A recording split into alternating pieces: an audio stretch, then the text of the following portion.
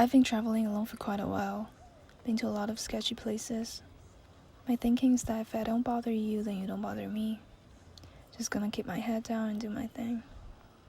I mean, come on, do you really want to pick a fight with a small Asian girl? At the end of 2018, I went to New York for 2 weeks. I stayed at a house I found on Airbnb in New York because I couldn't afford the prices in New York. It was a predominantly black neighborhood. People stare at me here and there when I walk on the street and shop at the store. Nothing much. I understand they don't usually see Asians there, and my presence must scream out not from here. A couple months ago, I was in LA, living in a house I found on Airbnb. It was very cheap. Most of the people in the house are black. They stayed up late and smoked pot in the backyard. My friend who's an LA local later told me that the neighborhood is not safe and I should spend more on housing when I travel. One time when I was walking back to the house in New York, some people on the street started to argue loudly. Oh, I know she's going down soon. I kept my head down and kept walking as fast as I can while trying not to catch any attention. While I was waiting for a street light, an old black man approaches me and says loudly that I should not be there. My room is in the basement. Very simple setup. There's another room right next to me. Kitchen and restrooms are all upstairs. There's a window by my bed that doesn't have a curtain on. I should have said something about it. New Year's Eve, I was in Times Square, shoulder to shoulder with tons of people. It was windy and raining hard. You can bring an umbrella then, and I was too cool to buy a poncho from the street vendor. It was only 7 or 8 p.m. From where I was, I can barely see the ball and cannot hear or see the performances. Not long after, I decided to give up and go back. Soaking wet and freezing, I couldn't control my hand. It was kind of bad, dangerous, I guess. It took me a while to just get my Metro card out of my wallet. I never wanted to feel that loss of control of my own body ever again. There's a rule in the house that you cannot eat or bring food to your room. I was so done with everything that night, I thought, fuck it, I'm going to bring some cup of noodle to my room. I'll enjoy it after I take a hot shower. While I was alone in my room, recovering from being a soaking popsicle with my cup of noodle, I heard someone walk past by the window. They knocked on my window and murmured something out. It was too dark outside for me to see anything. I was scared and hid in a corner where I thought no one from outside could see me. Maybe it's the food. Maybe they'll come down to the basement and tell me something. I heard footsteps upstairs. I was expecting a knock on my door. Nothing happened. I waited for a while to retreat to my bed.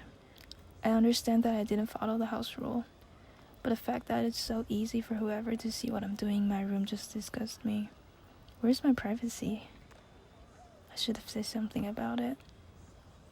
I had a roommate for a couple of nights. He was an Asian businessman. There was a small divider between my space and his. He had his luggage all over the place and he was organizing them loud at night. I was a little alerted. I closed my eyes and pretended to be sleeping, but I was listening to him. For the most part, he was on his side. At one point, he got close to my bed, stayed for whatever reason. I didn't open my eyes to see. Eventually, I fell asleep. There's a middle-aged white woman in the house. She was very friendly. Too friendly for me. I conversed with her, a lot of the times out of politeness, because in reality, I want to be left alone. There's another old man from Russia. When we first met, he kept smiling at me. Not long after, he told me that he thinks I'm very pretty, and every time we see each other, he's not shy from letting me know that. I try to remain polite and converse with them. They ask a lot of questions about me. Nothing abnormal, but I didn't want to reveal that I'm from Taiwan. I thought, well, I don't have a heavy accent, I'm trying to pass as Californian. Somehow, that made me feel like I'll be safer. Ironically, the woman is an English tutor who claimed to have a lot of experiences tutoring students from China. I think she got suspicious at one point. At the end of my stay, I think they picked up the signal and stopped trying to talk to me as before.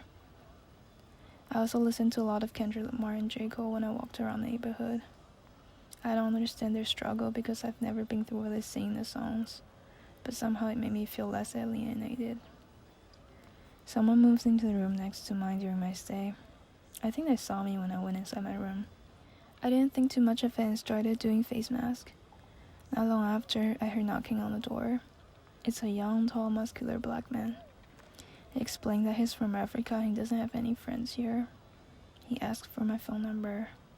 I told him that I had a boyfriend even though I didn't. He was persistent. I didn't know what to do. I kept saying that I don't want to give him my phone number. At one point, I almost gave in. I entered my phone number on his phone. Before giving it back to him, I thought that really wasn't a good idea, and I deleted my phone number. I wanted to wash my face mask off, but I locked my door and stayed in my room longer than I wanted, listening to what was happening next door.